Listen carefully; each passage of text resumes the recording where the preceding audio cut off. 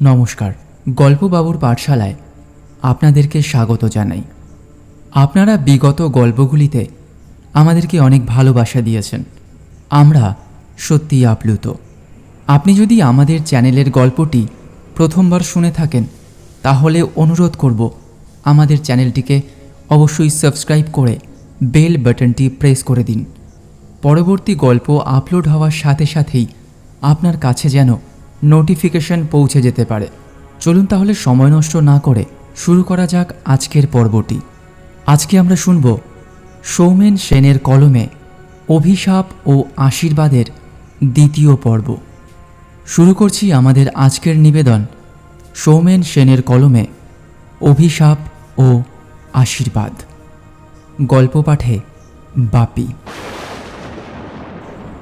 1989 সাল। তখন মাঝের চর গ্রামে লোক বসতি সেরকম নেই। চারিদিকে বন জঙ্গলে ঘেরা। দুই এক ঘর মানুষ সেখানে বাস করত। মেঘনা আর ফুলবতী নদী তখন প্রবল স্রোতে ভাসছে। গ্রামে শওকত আলী নামের এক মুসলিম গুণিন থাকত। সে কুফরি কালাম, জিন সাধনা, রেইকি ইত্যাদি করে থাকত। মুসলিমতন্ত্রে জিন সাধনা একটি বৃহৎ অংশ জুড়ে রয়েছে। হিন্দু শাস্ত্রে যেমন ডাকিনী, পিশাচ ইত্যাদি সাধনা করা হয়, মুসলিমতন্ত্রে জিন ঠিক সেই রকমই। এই শওকত আলী বিভিন্ন কালা জাদু করার ক্ষেত্রে সিদ্ধহস্ত ছিল, তবে তার নিজের অধীনে কোনো জিন ছিল না যাকে দিয়ে সে সব কাজ করিয়ে নিতে পারে। কাজেই সে কিভাবে জিনকে নিজের দাস বানিয়ে বিভিন্ন কালা জাদু যেমন শত্রুনাশ, বশীকরণ, মারণ ইত্যাদি করা যায় তার উপায় খুঁজছিল। অনেক খুঁজে খুঁজে সে একটি উপায় পেল। কোনো অপ্রাপ্ত বয়স্কা কুমারী মেয়ে যদি আত্মহত্যা করে মারা যায়, তবে তার গলার একটি বিশেষ হাড় এবং তার দেহের বস্ত্র মিলিয়ে কিছু তন্ত্রক্রিয়া করলে সেই মেয়ের আত্মা জিন রূপে আবদ্ধ করা যাবে। এবার শওকত বিভিন্ন জায়গায় খোঁজ করতে লাগল।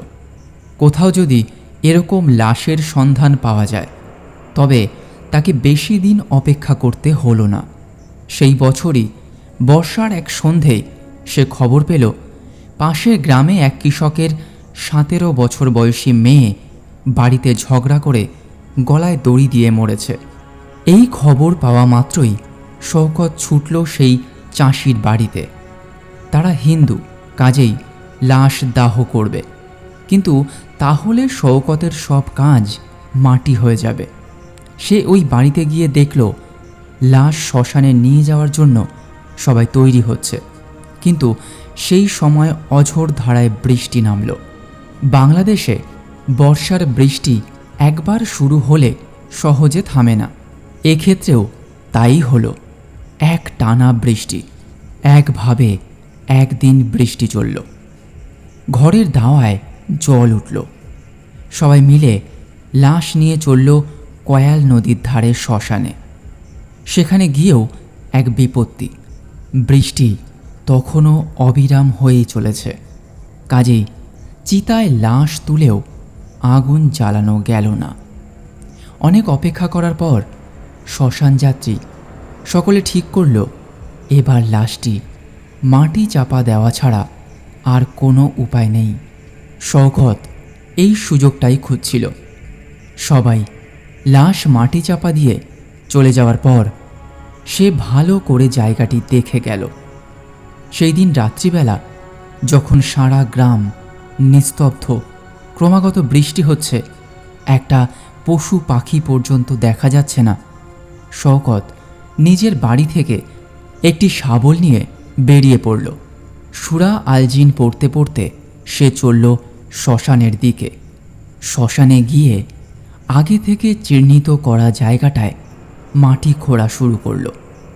কিছুক্ষণ খোঁড়ার পরেই সেই লাশটা বেরিয়ে পড়ল। এবার সে শাবল দিয়ে লাশের গলা কেটে ফেলল। তারপর কোমরে গোজা একটা ছোট ছুরি দিয়ে কেটে বের করে আনল গলার হাড়। তারপর লাশের কোমর থেকে উরু পর্যন্ত ঢাকা দেওয়া ছিল যে কাপড়টি, সেটিকে ছিঁড়ে ফেলল। আস্তে আস্তে কবর থেকে উঠে এবার লাশটিকে মাটি চাপা দিয়ে দিল। তারপর শওকত শ্মশানে বসেই সেই গলার হাড় এবং কাপড় একসাথে জড়িয়ে নিয়ে একটি জায়গায় রেখে তার সামনে বসে সূরা পড়তে শুরু করল। কিছুক্ষণের মধ্যেই তার চারিদিকে এক কালো ধোঁয়ার কুণ্ডলী দেখা গেল। শওকত কিছু বুঝে ওঠার আগেই কি যেন তার ঘাড় ধরে প্রবল আক্রোশে সেটি পিছন দিকে ঘুরিয়ে দিল। শওকতের লাশ সেই শ্মশানেই পড়ে থাকল। সেদিন বৃষ্টি আর থামল না। টানা ৩-৪ দিন পর যখন আকাশ একটু পরিষ্কার হলো, তখন সারা মাঝেরচর গ্রাম বন্যায় ভেসে গেছে। আমার যখন জ্ঞান ফিরল, তখন আমি দেখলাম আমি দাদুর ঘরের খাটে শুয়ে আছি। আমার পাশে মা বসে আছে। আমাকে চোখ খুলতে দেখেই মা সবাইকে ডাকল। দেখলাম দাদু, দিদা, মামা, মামি সবাই আসলো। আমি অবাক হয়ে দেখলাম বাবাও এসেছে। বাবার তো এখানে আসার কথা নয়। আমি মাকে জিজ্ঞাসা করলাম, কিন্তু মা কিছুই বলল না। বাবা বলল, আগামীকাল সকালে আমরা এখান থেকে বাড়ি ফিরে যাব। আমি কিছুক্ষণ বসে থাকার পর বুঝতে পারলাম আমার গলায় একটি কবজ ঝুলছে, হাতেও একটি লাল সুতো বাঁধা। মাকে জিজ্ঞাসা করলাম। মা বলল, পরে সবটা বলবে। দুপুরের দিকে আমার সাথে দেখা করতে এলেন দাদুর বন্ধু ভবনাথ দাদু। তিনি এসে বললেন, কে এখন কেমন আছো দাদু ভাই? আমি বললাম, হ্যাঁ, ভালোই আছি এখন। আমাকে তিনি জিজ্ঞাসা করলেন, আমার কিছু মনে পড়ছে নাকি? আমি বললাম, আমি আগের দিন অজ্ঞান হয়ে গিয়েছিলাম, এটুকুই মনে আছে। তারপর আজ সকালে মাকে দেখলাম ঘুম থেকে উঠে। ভবনাথ দাদু বললেন, হ্যাঁ, তোমাকে মায়ের মন্ত্রপুত কবচ দিয়েছি, ওটা কখনো খুলবে না, কেমন? আর খুব সাবধানে থাকবে এখন থেকে। না, আমি কিছুই বুঝলাম না, শুধু মাথা নেড়ে হ্যাঁ বললাম। তারপর দাদু চলে গেল। বিকেলে আমি শুভকে জিজ্ঞাসা করলাম। ও বলল, আমি নাকি সেদিন অজ্ঞান হয়ে উঠোনে পড়েছিলাম। সবাই মিলে আমাকে ধরে ঘরে নিয়ে যায়। সবাই অনেক চেষ্টা করে, চোখে মুখে জল দেয়, কিন্তু আমার জ্ঞান ফেরেনি। পরে দাদু, মামা, পুরোহিত মশাই ফিরে এসে আমাকে দেখেন। যখন পুরোহিত মশাই কালী ঠাকুরের পায়ের ফুল আর মন্ত্রপুত জল আমার মাথায় ঢালেন, তখন আমি চোখ খুলি। আমার চোখ নাকি ছিল জবা ফুলের মতো লাল, আর আমি নাকি খালি এদিক ওদিক দেখছিলাম, কোনো কথা বলছিলাম না। হঠাৎ হঠাৎ আমি নাকি নিজের হাতেই নিজের গলা টিপছিলাম। আমার এই অবস্থা দেখে বাড়ির সকলেই ভয় পেয়ে যায়। তখন দাদু ভব দাদুকে ডেকে আনেন, আর মামা চলে যান বাবাকে খবর দিতে। কিন্তু ভব দাদু বেশ বড় সিদ্ধ সাধক। তিনি 10 মহাবিদ্যার সাধনা করেছেন। তিনি এসে আমার অবস্থা দেখে আমার কপালে হাত দিয়ে মন্ত্র পড়তে থাকেন। তখন আমি কিছুক্ষণের জন্য ছটফট করে ঘুমিয়ে পড়ি। পরদিন সকালে বাবা আসেন। সেই দিনই সন্ধেবেলায় ভবদাদু সেই কবচ আর লাল সুতো আমার হাতে বেঁধে দেন। আর আজ সকালে আমি চোখ খুলি। শুভর কাছে সব শুনতে শুনতে আমার মনে হচ্ছিল যেন আমি কোনো গল্প শুনছি। কোনো ক্রমে সেই দিনটা মামা বাড়িতে কাটিয়ে পরের দিন আমরা বাড়িতে ফিরে এলাম। বাড়িতে আসার পর প্রথম কয়েকদিন বেশ ভালোই কাটল। তারপর থেকে সব কিছু স্বাভাবিক চলছিল। আমিও আমার পড়াশোনায় মন দিয়েছিলাম। কাজেই দাদু বাড়ির ঘটনা আমি মনে রাখিনি, আর বাবা মাও আমাকে এ নিয়ে কোনো কথা বলেননি। আমিও নিশ্চিন্তে ছিলাম। ওই ঘটনার পর থেকে বাবা আর আমাদের কখনো মামা বাড়িতে যেতে দিতেন না। দেখতে দেখতে আমার উচ্চ মাধ্যমিক পরীক্ষা শেষ হয়ে গেল। আমার স্কুলের সব বন্ধুরা মিলে পিকনিক করতে গেলাম আমাদের এলাকা থেকে কিছুটা দূরে নারায়ণপুরে একটি আম বাগানে। সেই আম বাগানের পাশেই নদী। জায়গাটা আমার বেশ লাগলো। সব বন্ধুরা মিলে আম পাড়া হলো, বিভিন্ন খেলাধুলা চলল, মাঝে একটু নদীতে নেমে পা ভিজিয়ে আসলাম। সকাল থেকে সারা দুপুর পিকনিক করে বিকেলে বাড়িতে ফিরলাম। ওই দিন রাতে খাওয়া শেষ করে আমি বারান্দা দিয়ে হাঁটছি। হঠাৎ আমার মনে হতে লাগলো কেউ যেন আমার পিছনে আসছে, কিন্তু পিছন ঘুরে দেখলাম কাউকেই দেখতে পেলাম না। এরপর থেকে আমার এক নতুন সমস্যা শুরু হলো। হঠাৎই আমার মনে হতে লাগলো আমার সাথে কেউ যেন আমাকে সব সময় দেখছে। এই সব ভাবনা ভাবতে ভাবতে আমার মানসিক সমস্যা দেখা দিতে শুরু করলো। কেউ আমার কাছে আসলেই আমার এক অদ্ভুত অনুভূতি হতো। আমি কাউকেই সহ্য করতে পারতাম না। কেউ আমার সামনে আসলেই বিরক্ত হয়ে তাকে তাড়িয়ে দিতাম। অনেক ডাক্তারও দেখানো হলো, কিন্তু কোনো ফল হলো না। রেজাল্ট বেরোনোর কিছুদিন পরে আমি, মা আর বাবা ঘুরতে গেলাম দার্জিলিং। কলকাতা থেকে ট্রেনে করে নিউ জলপাইগুড়ি, তারপর গাড়িতে করে দার্জিলিং। আমরা যে হোটেলটিতে উঠলাম সেটিও বেশ সুন্দর, ম্যালের একদম কাছে। প্রথম দুদিন ভালোই ঘুরলাম। দার্জিলিংয়ের বিভিন্ন দর্শনীয় স্থান দেখলাম, কাঞ্চনজঙ্ঘা দেখলাম, একটি চায়ের বাগানে ঘুরতে গেলাম। এইভাবেই বেশ মজা করেই কাটছিল। কিন্তু তৃতীয় দিন রাতে সমস্যা শুরু হলো। হোটেলে রাতের খাওয়া শেষ করে ঘরে ফিরেছি। এমন সময় আমি আবার চোখে মুখে অন্ধকার দেখা শুরু করলাম। আমি বুঝতে পারছিলাম আমি অজ্ঞান হয়ে যাচ্ছি। তার পরের ঘটনা আমার মায়ের মুখে শোনা। আমি হোটেলের সিঁড়িতেই অজ্ঞান হয়ে পড়ি। মা ঘরে নিয়ে গিয়ে আমাকে শুইয়ে দেন। আমার জামা খুলতেই মা অবাক হয়ে দেখেন আমার গলায় থাকা কবচটি গলায় ছিল না। সেই দিন অজ্ঞান হয়ে যাওয়ার পর আমার জ্ঞান ফিরছিল না। তখন ডাক্তার ডাকা হয়। তিনি এসে আমাকে কিছু ওষুধ দেন। পরদিন সকালে আমার জ্ঞান ফিরে আসে, কিন্তু আমি নাকি কোনো কথাবার্তা বলছিলাম না। আমার এই অবস্থা দেখে বাবা তখনই আমাদের নিয়ে বাড়ি ফিরে আসেন। আমি নাকি গোটা রাস্তা গাড়িতে কোনো কথা বলছিলাম না, শুধু মুখে অদ্ভুত আওয়াজ করছিলাম। ডাক্তারবাবু ঘুমের ওষুধ দিয়েছিল, সেটা খাওয়ার পর বাকি রাস্তা ঘুমিয়ে কাটিয়েছি। বাড়ি আসার পর অবশ্য আমার মধ্যে এক অদ্ভুত পরিবর্তন দেখা যায়। আমি কোনো কথাবার্তা না বলেই বাড়ি থেকে বেরিয়ে চলে যাই এবং সামনে যে গাছ পাই তাতেই উঠে পড়ি। প্রথম দিন আমাদের বাড়ির সামনের আম গাছটায় উঠে পড়ি। এরপর আস্তে আস্তে যেদিক সেদিক চলে যেতাম, যে গাছ পেতাম তাতেই উঠে পড়তাম। 3-4 দিন লোকজন গিয়ে আমাকে ধরে গাছ থেকে নামিয়ে এনেছে। যে আমি ছোটবেলা থেকে গাছে চড়তে জানি না, তাকে সব বড় বড় গাছে অনায়াসে চড়তে দেখে সবাই অবাক হয়ে যায়।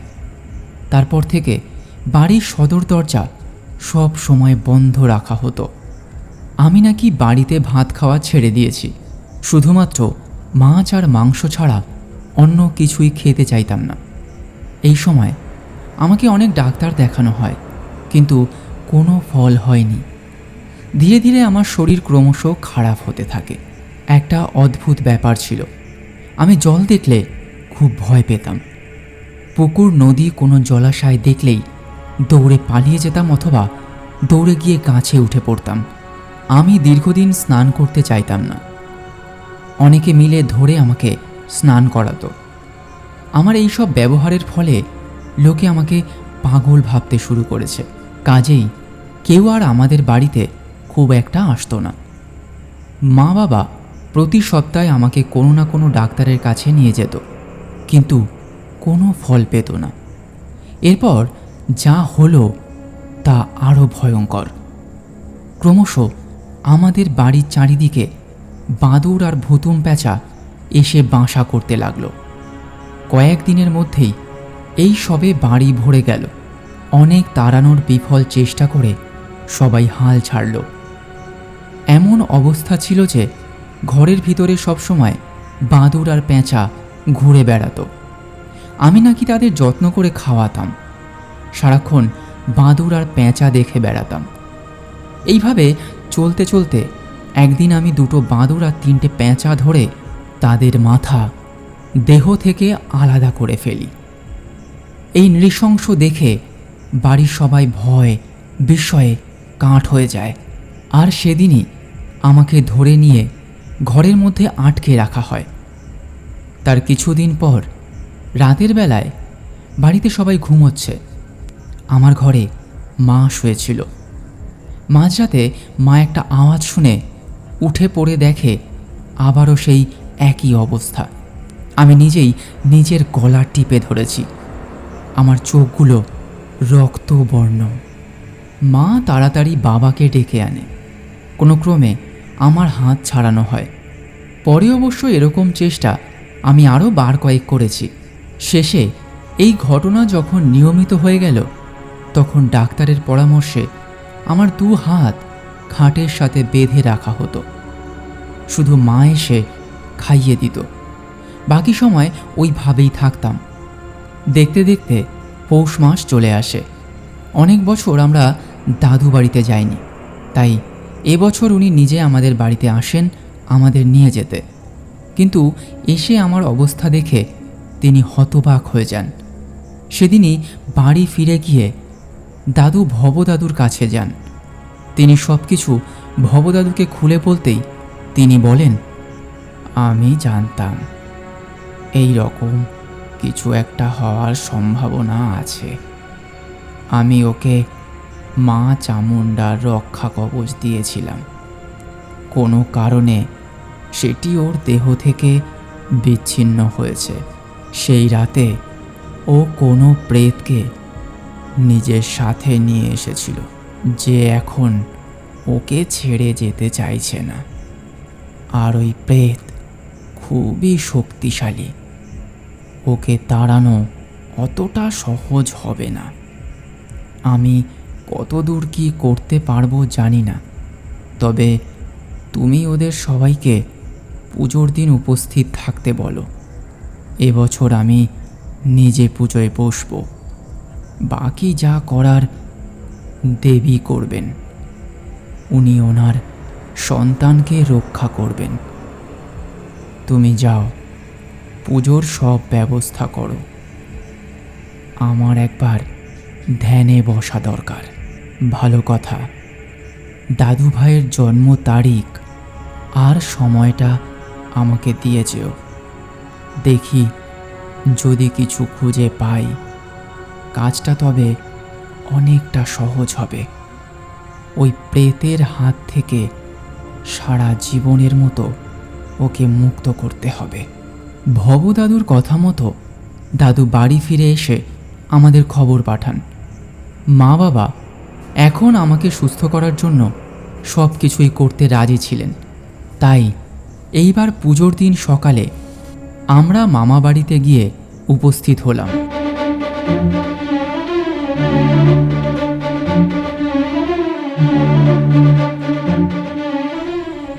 অসংখ্য ধন্যবাদ আমাদের এই পর্বটি শোনার জন্য। আপনারা শুনছিলেন সৌমেন সেনের কলমে অভিশাপ ও আশীর্বাদের 2য় পর্ব। আপনি যদি আমাদের চ্যানেলে নতুন হয়ে থাকেন, তাহলে অবশ্যই আমাদের চ্যানেলটিকে সাবস্ক্রাইব করে বেল বাটনটি প্রেস করে দিন। আপনাদের সহযোগিতা এবং ভালোবাসায় গল্পবাবু অনেক কঠিন পথ পেরিয়ে যাওয়ার সাহস পাবে। গল্পটি কেমন লাগলো আমাদেরকে কমেন্টস করে আপনাদের মতামত জানান। আপনাদের মতামতের অপেক্ষায় থাকব। খুব তাড়াতাড়ি দেখা হচ্ছে নতুন গল্প নিয়ে। ততক্ষণ পর্যন্ত ভালো থাকুন, সুস্থ থাকুন আর গল্পবাবুর সাথেই থাকুন। ধন্যবাদ।